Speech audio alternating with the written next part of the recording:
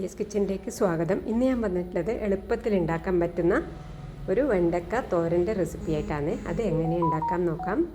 അപ്പോൾ ഇതാ വെണ്ടക്ക ഞാൻ ചെറുതായി മുറിച്ചെടുത്തിട്ടുണ്ട്. ഇതൊരു 5 മിനിറ്റിൽ ചെയ്തെടുക്കാൻ പറ്റുന്ന ഒരു റെസിപ്പിയാണിത്. എല്ലാവരും ഒന്ന് ട്രൈ ചെയ്ത് നോക്കണേ. വീഡിയോ ഇഷ്ടപ്പെട്ടാൽ ലൈക്ക് ചെയ്യാനും കമൻറ്റ് ചെയ്യാനും മറക്കല്ലേ.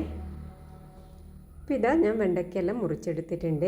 ഇനി ഒരു പാനിലേക്ക് കറിവേപ്പില ഇട്ട് കൊടുക്കുന്നുണ്ട്. അതിലേക്ക് നമ്മൾ മുറിച്ചെടുത്ത വെണ്ടയ്ക്കയും ഒരു പച്ചമുളകും ചെറിയ ഉള്ളിയും കൂടി മുറിച്ചതാണ് ഇട്ട് കൊടുക്കുന്നത്.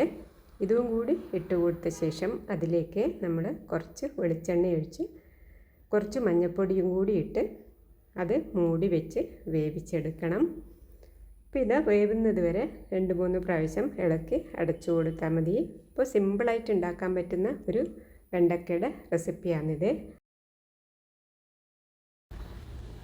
ഇതിലേക്ക് നമ്മൾ കുറച്ച് കൂടുതൽ ചുവന്നുള്ളിയാണ് ഇട്ട് കൊടുക്കേണ്ടത്. അപ്പോൾ തോരന് നല്ല ടേസ്റ്റ് ആയിരിക്കും. ഇങ്ങനെ ഇത് വേവുന്നത് വരെ ഇളക്കി അടച്ചു കൊടുത്താൽ മതി. ആവശ്യമുണ്ടെങ്കിൽ ഇതിൻ്റെ കൊഴുപ്പ് മാറാൻ വേണ്ടി കുറച്ച് ചെറുനാരങ്ങ പിഴിഞ്ഞൊഴിച്ച് കൊടുത്താൽ അപ്പോൾ നമ്മൾ എളുപ്പത്തിൽ ഉണ്ടാക്കാൻ പറ്റിയ ഒരു വെണ്ടക്കത്തോരൻ ഇവിടെ റെഡിയാക്കിയിട്ടുണ്ട്.